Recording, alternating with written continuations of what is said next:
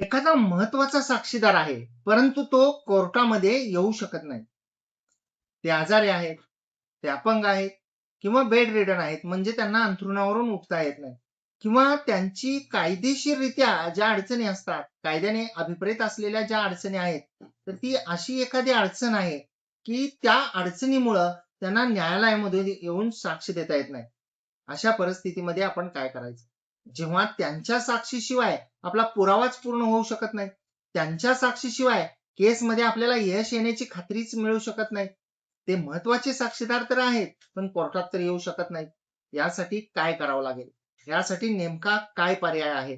याबद्दल आज आपण बोलणार आहोत. नमस्कार, मी आपला वकील मित्र ॲडव्होकेट कैलास नाईक. कायद्याचं म्हणजेच तुमच्या फायद्याचं बोलूया, तुमच्या हक्काच्या कोर्ट कचेरी या युट्यूब चॅनलवर. तर मित्रांनो, आपल्याला माहित आहे की बऱ्याच वेळा जे वेगवेगळ्या प्रकारचे दस्त असतात, तर त्या वेगवेगळ्या प्रकारच्या दस्तांवर साक्षीदार म्हणून आपण सह्या घेतो आणि साक्षीदारांचं महत्व हे जेव्हा त्या मिळकतीच्या संदर्भामध्ये, त्या दस्ताच्या संदर्भामध्ये जेव्हा वाद होतो, तेव्हा खूप असतं. कारण त्यांना साक्षीला बोलवून आपल्याला तो दस्त सिद्ध करून घ्यावा लागतो. एक पक्षकार हा तो दस्त कायदेशीर आहे म्हणत असतो. दुसरा पक्षकार तो दस्त बेकायदेशीर आहे, खोटा आहे, फसवून केलेला आहे, मला रक्कमच मिळालेली नाही किंवा मला फ्रॉड केलं, फसवणूक केली, माझ्यावर दबाव आणला. बऱ्याचशा वेगवेगळ्या कारणांनी तो दस्त जो आहे तो रद्द ठरवून मागणी करत असतो की तो दस्त खोटा आहे, चुकीचा आहे. अशा वेळी साक्षीदारांची आपल्याला आवश्यकता पडते त्या दस्तावरच्या. परंतु कल्पना करा की आपल्या दस्तावर 2 साक्षीदार आहेत. त्यापैकी एक साक्षीदार मयत आहे आणि दुसरा साक्षीदार जो आहे तो अपंग आहे. ते चालू फिरू शकत नाही किंवा त्यांना काही अपघाताने अपंगत्व आलेलं आहे किंवा ते आजारी आहेत आणि ते साक्षीला माननीय न्यायालयामध्ये येऊ शकत नाही.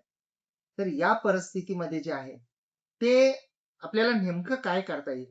आणि दिवाणी जे प्रकरण आहेत विशेषतः त्या दिवाणी प्रकरणांच्या बाबतीमध्ये यासाठी काही तरतूद आहे का? तर याचं उत्तर होय असं आहे. दिवाणी प्रक्रिया संहिता ऑर्डर 26 रूल 1 मध्ये असं म्हटलेलं आहे की म्हणजे माननीय कोर्ट जे आहे ते कमिशनर म्हणून नियुक्त करतात. ते कमिशनर वकीलही असू शकतात. तर त्यांची नियुक्ती केली जाते आणि त्यांना त्या साक्षीदाराचा जबाब घेण्याचे अधिकार दिले जातात. म्हणजे वादी आणि प्रतिवादी हे दोघं, त्यांचे वकील आणि नियुक्त केलेले कोर्ट कमिशनर हे सर्वजण त्या प्रत्यक्ष साक्षीदारापाशी जातात आणि त्यांचा जो आहे तो जबाब घेतात. आता व्हिडिओ कॉन्फरन्सिंगचा सुद्धा एक ऑप्शन आलेला आहे. तर व्हिडिओ कॉन्फरन्सिंगच्या माध्यमातून सुद्धा अशा प्रकारे जे साक्षीदार न्यायालयामध्ये येऊ शकत नाहीत त्यांचा जबाब घेता येतो. परंतु जे न्यायालयामध्ये येऊ शकत नाहीत, जे त्याचं कारण सबळ आहे न्यायालयामध्ये न येण्याचं आणि तो साक्षीदार तर महत्वाचा आहे. अशा परिस्थितीमध्ये आपण त्या साक्षीदारांचा जबाब घेण्यासाठी कोर्ट कमिशनर म्हणून एखाद्या वकिलांची नियुक्ती करावी असा आपण अर्ज देऊ शकतो. त्याच्यावर माननीय कोर्ट दुसऱ्या बाजूचं म्हणणं घेतात आणि माननीय कोर्टाला जर योग्य वाटलं तर माननीय कोर्ट कमिशन नेमणुकीचा आदेश देतात आणि त्यांना कमिशन पत्र दिलं जातं. ते कमिशनर आहेत त्यांना की त्यांनी त्या ठिकाणी त्या साक्षीदारापाशी जाऊन जबाब घ्यावा त्या साक्षीदाराचा. मग तिथं सरतपास दिला जातो. त्या साक्षीदाराची उलट तपासणी घेतली जाते आणि ती सर्व उलट तपासणी जी आहे ते कोर्ट कमिशनर रेकॉर्ड करतात आणि त्यांच्यासोबत जे आहे ते सर्व डॉक्युमेंट्स वगैरे असतात. तर त्या अनुषंगानं कोर्ट कमिशनर यांची नियुक्ती करून एखादा महत्वाचा साक्षीदार असेल, त्याची साक्ष घेणं गरजेचंच असेल, परंतु तो न्यायालयामध्ये येऊ शकत नसेल, तर दिवाणी प्रकरणांच्या बाबतीमध्ये अशा प्रकारे कोर्ट कमिशनर यांची नियुक्ती करून आपण साक्ष घेऊ शकतो. अपेक्षा करतो की माहिती आपल्याला समजली असेल आणि आवडली सुद्धा असेल.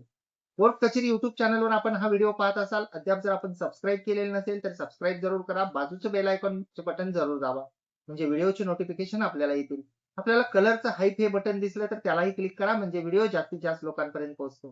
फेसबुक, इंस्टाग्रामवर आपण पाहत असाल तर फेसबुक, इंस्टाग्रामला सुद्धा आपण त्या ठिकाणी फॉलो केलेलं नसेल तर फॉलो जरूर करा. त्या ठिकाणी सुद्धा लाईक आणि शेअर करा. म्हणजे ही माहिती जास्तीत जास्त लोकांपर्यंत पोहोचेल. धन्यवाद.